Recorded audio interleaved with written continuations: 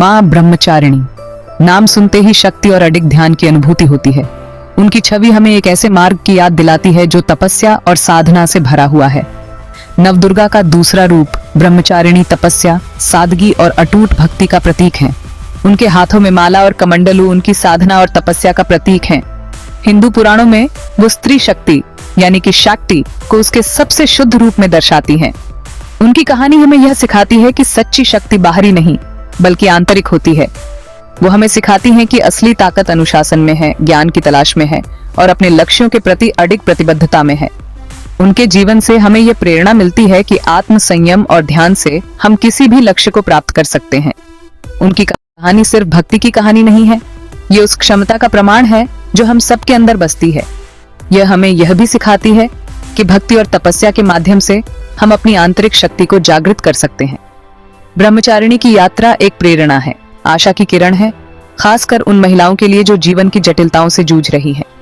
उनकी कहानी हमें यह विश्वास दिलाती है कि कठिनाइयों का सामना करने से ही हम सशक्त बनते हैं। उनकी कहानी के जरिए हम सीखते हैं कि हर चुनौती, हर बाधा विकास का, आत्म खोज का और अंततः अपनी असली क्षमता को पहचानने का अवसर होती है। यह हमें यह भी सिखाती है कि हर संघर्ष हमें और मजबूत बनाता है। उनकी कहानी हमें इस बात का एहसास दिलाती है कि आत्म साक्षात्कार के मार्ग पर चलने के लिए अनुशासन, त्याग और अटूट विश्वास की जरूरत होती है और ये ऐसे गुण हैं जो लिंग या समय से बंधे नहीं हैं। यह हमें यह भी सिखाती है कि सच्ची भक्ति और तपस्या से हम किसी भी बाधा को पार कर सकते हैं। ब्रह्मचारिणी की विरासत आशा, शक्ति और स्वधर्म के पालन का एक कालातीत संदेश है। उनकी कहानी हमें यह सिखाती है कि सच्ची शक्ति और साहस हमारे भीतर ही है और हमें अपने कर्तव्यों का पालन करते हुए इसे पहचानना चाहिए। पर्वतराज हिमवान की पुत्री पार्वती के रूप में जन्मी ब्रह्मचारिणी की कहानी एक तीव्र इच्छा से शुरू होती है। यह इच्छा केवल एक साधारण चाहत नहीं थी, बल्कि एक गहरी आत्मिक पुकार थी। वो भगवान शिव को अपना पति बनाने के लिए व्याकुल थीं। उनकी भक्ति और समर्पण की कोई सीमा नहीं थी। ये कोई क्षणिक इच्छा नहीं, बल्कि उनकी आत्मा की गहरी लालसा थी। ये लालसा उनके जीवन का उद्देश्य बन गई। अपनी भक्ति और योग्यता को साबित करने के लिए उन्होंने तपस्या की एक कठिन यात्रा शुरू की। यह यात्रा केवल शारीरिक नहीं थी, बल्कि मानसिक और आत्मिक भी थी। कल्पना कीजिए, एक युवती अपने पिता के महल के सुखों को त्याग कर, सभी भौतिक सुख सुविधाओं को छोड़कर जंगल की कठोर वास्तविकताओं को चुनती है। यह निर्णय उनके दृढ़ संकल्प और आत्म त्याग का प्रतीक था। ये थी ब्रह्मचारिणी के अपने लक्ष्य के प्रति प्रतिबद्धता। उनकी तपस्या ने उन्हें एक नई दिशा दी। हजारों वर्षों तक उन्होंने कठोर से कठोर मौसम को सहा। हर मौसम, हर परिस्थिति में उन्होंने अपनी तपस्या जारी रखी। वो चिलचिलाती धूप और मूसलाधार बारिश के सामने अडिग रहीं। उनका भोजन सादा था, अक्सर फल और पत्ते। यह सादगी उनकी तपस्या का हिस्सा थी। उनका दृढ़ संकल्प कभी कमजोर नहीं पड़ा। हर कठिनाई के बावजूद उन्होंने अपने मार्ग को नहीं छोड़ा। इस तीव्र तपस्या की अवधि ने उन्हें न केवल शारीरिक रूप से बल्कि आध्यात्मिक रूप से भी बदल दिया। यह परिवर्तन उनके भीतर की शक्ति को उजागर करने वाला था। यह कठोर तपस्या केवल शिव जी का हाथ जीतने के बारे में नहीं थी, यह उनके आत्मिक विकास का मार्ग था। यह खुद पर विजय पाने के बारे में थी, अपने भीतर की कमजोरियों को पहचानने और उन्हें दूर करने के बारे में थी, अपनी असली क्षमता को पहचानने के बारे में थी।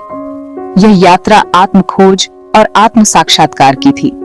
उनकी यात्रा हमें सिखाती है कि असली ताकत अपने अंदर के शैतानों पर विजय पाने में है, अपने भीतर की कमजोरियों को दूर करने में है, अपनी सीमाओं को पार करके खुद से बड़ा कुछ हासिल करने में है। ब्रह्मचारिणी की यह यात्रा हमें प्रेरित करती है कि हम भी अपने जीवन में आत्म साक्षात्कार की ओर बढ़ें। कल्पना कीजिए, एक युवती का अटूट ध्यान, सदियों तक ध्यानमग्न, अपने आसपास की दुनिया से बेखबर। यही बात ब्रह्मचारिणी को इतना प्रेरक बनाती है। उनकी कहानी मानवीय भावना की ताकत, अटूट संकल्प की शक्ति का प्रमाण है। उन्होंने किसी बाहरी शक्ति पर भरोसा नहीं किया। उनकी ताकत उनके अंदर से आई, उनके उद्देश्य में उनके अटूट विश्वास से। जब देवताओं ने भी उनकी परीक्षा लेने की कोशिश की, तो वो अपनी भक्ति में अडिग रहीं। यही बात उन्हें सबसे अलग बनाती है। उनका अटूट विश्वास, अपने लक्ष्य के प्रति उनका समर्पण, और उन्हें दूर करने के बारे में नहीं। यह हमें यह भी सिखाती है कि सच्ची भक्ति और तपस्या केवल शारीरिक नहीं बल्कि आत्मिक है। उनकी आंतरिक शक्ति, ये दृढ़ता सिर्फ पुराणों तक सीमित नहीं है। ये एक ऐसा गुण है जो हम सबके अंदर मौजूद है। ब्रह्मचारिणी की कहानी हमें सिखाती है कि असली ताकत शारीरिक शक्ति में नहीं, बल्कि हमारे चरित्र की मजबूती में है। हर विपरीत परिस्थिति में डटे रहने की हमारी क्षमता में है। भाग 4, एक प्राचीन कहानी की आधुनिक गूंज। आज के समय में ब्रह्मचारिणी की प्रासंगिकता।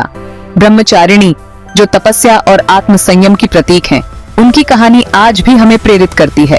सदियां हमें अलग कर सकती हैं, लेकिन ब्रह्मचारिणी की कहानी आज भी आधुनिक महिलाओं के दिलों में गूंजती है।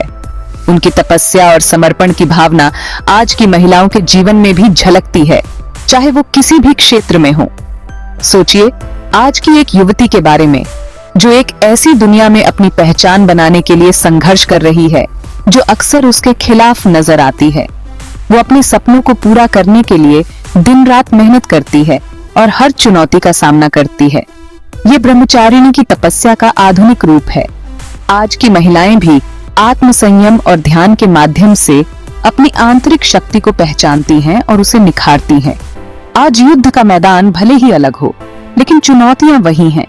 चाहे वो कॉर्पोरेट जगत हो, खेल का मैदान हो या किसी भी अन्य क्षेत्र में, महिलाओं को हर कदम पर संघर्ष करना पड़ता है। महिलाओं को लगातार सामाजिक दबावों, उम्मीदों और पक्षपात का सामना करना पड़ता है।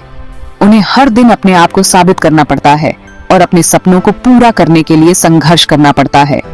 फिर भी वो ब्रह्मचारिणी की अटूट भावना को प्रतिबिंबित करते हुए अविश्वसनीय शक्ति, लचीलापन और दृढ़ संकल्प का प्रदर्शन करते हुए ऊपर उठती हैं।